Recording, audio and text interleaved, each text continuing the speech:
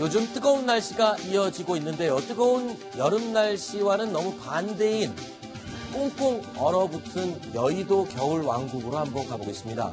먼저 영상으로 만나보시죠.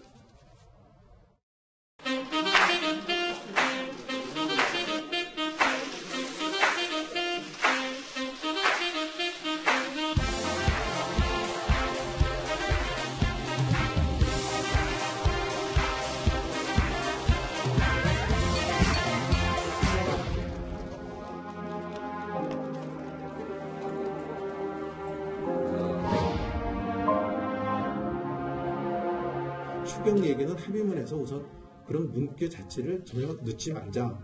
저는 이렇게 주장을 하고 또 그저께 저녁 회의에서도 제가 그 점을 분명히 했는데도 불구하고 합의문에 추경을 계속 논의한다로 해서 현 시점에서는 저는 그거 동의해 줄 수 없다. 그래서 그게 동의가 안 되면 다른 합의도 뭐 어렵다 이런 입장을 계속 고수를 했기 때문에 오늘 합의를 도출하지 못했다 이렇게 말씀을 드립니다.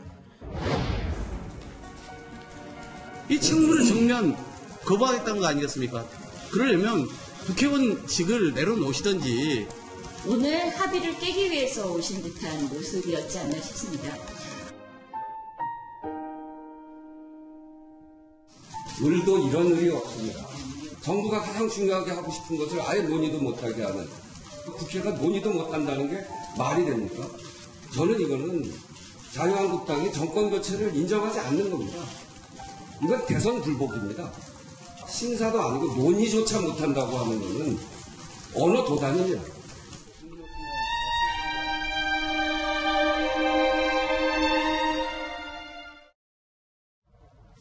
네, 결국에는 이 결렬이 됐습니다. 국회가 정상화되리라는 희망을 갖고 모였지만 결국에는 결렬이 됐네요.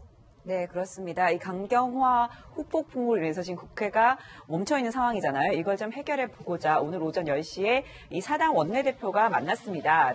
과연 돌파구를 찾을 것인가 굉장히 관심이 많았는데요. 결국 1시간도 되지 않아서 다 헤어졌습니다. 네. 그러면서 아무 합의문도 내지 못했습니다. 그러니까 결국 정상화는 되지 못했고요. 지금 또다시 계속 돌파구를 찾지 못하고 있는 상황이 됐습니다. 결국엔 추경안 때문에 지금 결렬됐다라고 설명을 했는데 아까 보니까 영상의 마지막에 우원식 원내대표가 눈시울을 붉혔어요. 이 굉장히 뭔가 복받치고 좀 섭섭하고 서운한 감정 때문에 아마 그랬던 것 같은데 자 눈물까지 흘릴 정도로 그렇게 서운함을 표현할 정도였습니까? 네, 그렇습니다. 당시 저 모습이 그 사당 원내대표 회동이 이제 만났지만 결렬되고 난 다음에 이제 기자들과 만나서 한 얘기인데요. 이렇게 얘기를 하다가 감정이 복받쳤습니다. 제가 정말 한 달 동안 이렇게 얘기를 하면서 갑자기 이렇게 목소리가 떨리면서 이렇게 눈시울을 붉힌 겁니다. 제가 한 달 동안 이렇게 얼마나 이렇게 논의를 하고 돌파구를 찾기 위해서 노력을 했는지 생각을 하니까 좀 울컥했던 모습입니다. 그래서 그 당시에 이렇게 목소리도 좀 떨리고 주먹도 살짝 쥐고 뭐 이런 모습이었다고 하는데요. 그러면서 뒤에 이런 말을 했습니다. 입에 침이 마르도록 전화를 하고 정말이지 발품 팔면서 했는데 이렇게 얘기를 했다는 겁니다. 그러니까 자기가 이 돌파구를 마련하기 위해서 다른 원내대표나 뭐 다른 당에 계속 전화로 계속 설득을 하고 했는데 어떻게 이렇게 논의조차 아까 들으신 것처럼 추경 논의조차 안 된다고 하느냐 이 부분에 대해서 굉장한 섭섭함을 토로한 거죠. 네. 자 민주당의 추미애 대표도요 아주 격한 표현을 쓰면서 이 상황을 비판했습니다. 직접 들어보시죠. 사사건건 발목을 잡으면서 민생을 외면하고 실업의 고통을 외면할 거면 도대체 왜 정치를 하는 건가 되돌아보시기 바랍니다. 국민들은 국회 밥값을 좀 하시오라고 묻고 있습니다. 이런 국민의 원성을 듣고 있습니까? 딴 나라 국회의원들이십니까?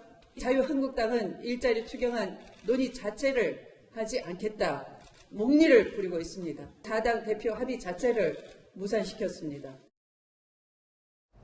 자, 그런데 국민의당이 이번에 호남 가서 반성문을 쓰면서 자, 민주당 가는 길에 꽃을 뿌려주겠다 뭐 이런 식으로 했었는데 큰 도움이 안 됐나요?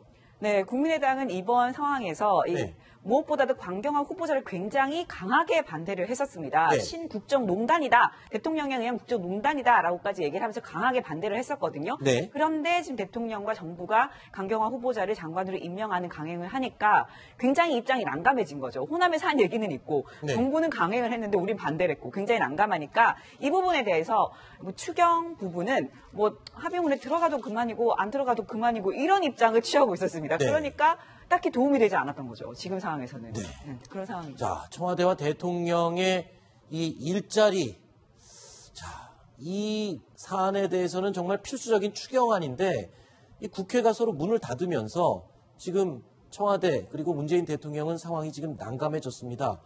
1호 공약인데요. 그런데 문재인 대통령 여전히 오늘도 수보 회의를 통해서 일자리 챙기기에 나섰습니다. 어떤 이야기를 했는지 들어보시죠.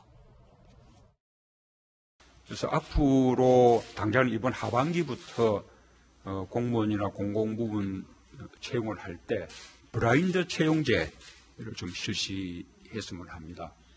서울에 있는 대학 출신이나 지방대 출신이나 그냥 똑같은 조건에서 똑같은 출발선을 위해서 오로지 실력으로 공정하게 경쟁할 수 있도록 당장 이번 하반기부터 좀 시행을 했으면 합니다.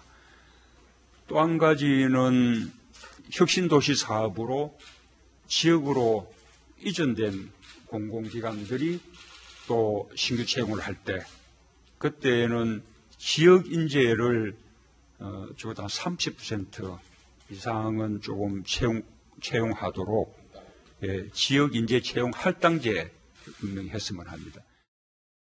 자, 블라인드 채용제. 그러니까 능력만 가지고 뽑는다. 학벌이나 지역, 뭐 어떤 다른 스펙 이런 것들은 안 보겠다는 건가요? 네, 그렇습니다. 이력서에 학력, 학벌, 그리고 출신지, 신체 조건 이런 거는 쓰지 말라 이런 얘기입니다. 아까 말씀하신 것처럼 대통령이 말씀하신 것처럼 이 공무원이나 공공 부분은 이 정부 결정으로 가능하기 때문에 네. 당장 올해 하반기부터 적용을 하겠다 이렇게 얘기를 했고요. 민간 대기업도 권유를 하고 싶다 이렇게 얘기를 했습니다. 네. 지역 인재도 30%를 뽑는다. 이 부분은 문재인 대통령이 대통령 전에부터 강조를 계속 해왔던 부분이죠. 이 부분은 사실 이제 지역 균형 발전 전략과 관련이 깊은 건데 노무현 전 대통령 시절에 사실은 상당한 씨앗을 많이 뿌렸죠. 그 당시에 네.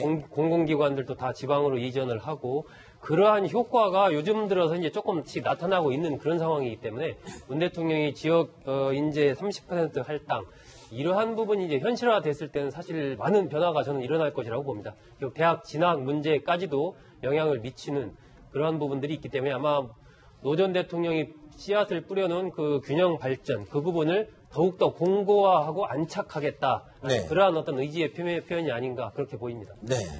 일단 일자리 공약 청와대와 문재인 대통령 지금 굉장히 속이 탈 것 같아요. 국회가 저렇게 파행 운행되고 있으니 추경안 지금 통과는 정말 아직 계속 멀어지는 거 아닙니까? 그렇죠. 정말 답답하겠어요. 그렇죠. 답답할 겁니다. 지금 대통령은 연일 채용 얘기를 하고 있거든요. 자, 이렇게 좀 채용을 개선하겠다라고 얘기를 하면서 무엇보다 일자리를 강조하고 있는데 일자리 창출에 가장 필요한 지금 예산이 통과가 되지 않고 있는 상황이다 보니까 국회 상황이 누구보다 답답할 텐데 문제는 뭐냐면 대통령도 아마 정부도 아마 상황이 이렇게 될 것을 좀 자초한 면도 있습니다. 아무래도 강경화 그 후보자 같은 경우에는 모두 다 반대를 하고 있는 상황이었음에도 불구하고 대통령이 멋진 여성이다라고 하면서 강행하지 않았습니까? 이럴 네. 때는 국회 야당에 좀 명분을 줬어야 되는데 그렇지 않았기 때문에 어느 정도 파행을 예상을 했을 겁니다. 따라서 이 부분에 대해서는 서로 좀 책임이 있는 것 같습니다. 네. 문희상 의원이 최근에 이제 얘기한 부분이 있는데 정치력이 발휘가 필요하다. 네. 저도 지금 그렇게 생각하거든요. 그러니까 여당에서 뭐 야당을 비난하고 야당에서 이제 여당을 비난하고 이렇게만 해서는 안 풀리지 않습니까? 네. 그렇기 때문에 뭔가 이 부분에 대해서 정치력을 발휘해서 서로 타협과 협상을 통해서 이 문제를 풀어가야 되고 그 네. 기본적인 키는 문재인 대통령과 여당인 민주당 쪽에 있기 때문에 그 부분과 관련해서 무언가 이제 좀 물꼬를 터야 될 그런 시점이 되지 않았나 싶습니다. 네. 자, 지금 여야의 입장 첨예하게 대립해서 뭔가를 풀어야 될 엄중한 상황인데 이 가운데 또 추미애 대표가 이 엉뚱한 논란에 휩싸였다고요? 어떤 일입니까? 네, 도종환 문체부 장관 이야기를 하면서요. 그중에 일부 부분을 좀 보시면 되겠는데요. 도종환 장관의 도시가 아주 드문 성이다. 그리고 본인이 출신데 출시성도 아주 드문 성이다. 성소수자가 장관이 되었다는 역사적 사실이다라고 하면서 농담으로 이해가 됩니다만 민감한 이슈와 맞닿아 있기 때문에 보는 각도에 따라서 많은 분들이 다른 느낌으로 느낄 수 있는 그런 이야기를 했습니다. 자, 이에 대해서 문제를 지적한 사람도 있습니까? 예, 그렇습니다. 박원석 전 의원이죠. 네, 페이스북에 이런 글을 올렸는데요. 성소수자가 장관이 됐다라고 하는 것이 여당 대표가 신임 장관을 만난 자리에서 격이 없이 건넨 농담이고 또 그것을 페이스북에 올린 것이지만 자칫 실제 존재하는 성소수자들이 이제 웃음거리가 되는 발언으로 비칠 수 있다라고 하면서 이제 정의당 박원석 전 의원이 자신의 입장을 밝힌 바 있습니다. 네. 뭐 다른 당이면 모를까 이 정의당인 경우에는 성소수자 문제에서 사실은 관심이 많은 그런 당이잖아요. 지난번에 대선 후보 TV 경선 토론회 과정에서 굉장히 이제 심상정 당시 정의당 후보가 동성애 발언, 문재인 당시 후보는 이제 반대한다 이렇게 얘기를 했었고 그것에 대해서 심상정 후보가 그 동성애 문제는 뭐 찬성하거나 반대하는 그런 문제가 아니고 그 사람의 어떤 정체성의 문제다. 그대로 인정을 해야 된다. 이런 취지로 이제 이야기를 하면서 굉장히 박수를 많이 받았기 때문에 정의당으로서는 뭐 이러한 이 성소수자 문제에 대해서는 늘 남다른 관심을 갖고 있는 그런 주제입니다.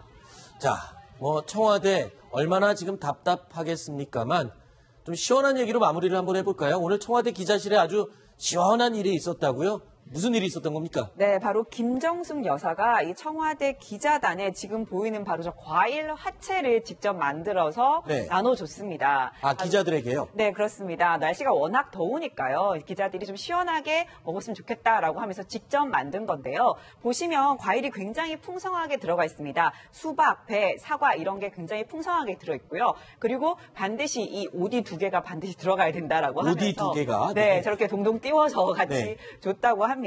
그 맛이 어땠을까 좀 궁금한데요. 그래서 제가 먹어봤다는 이 청와대 출입 기자한테 전화해서 물어봤더니 맛이 그렇게 달지는 않았다고 합니다.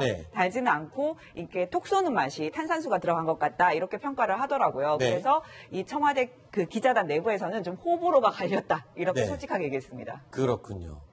참 별명이 유쾌한 정숙 씨라고 알려져 있는데 글쎄요. 그 센스 가득한 이 영부인의 화채 선물 이야기를 마지막으로 다음 순위로 넘어가겠습니다. 다음 순위 확인해 보시죠.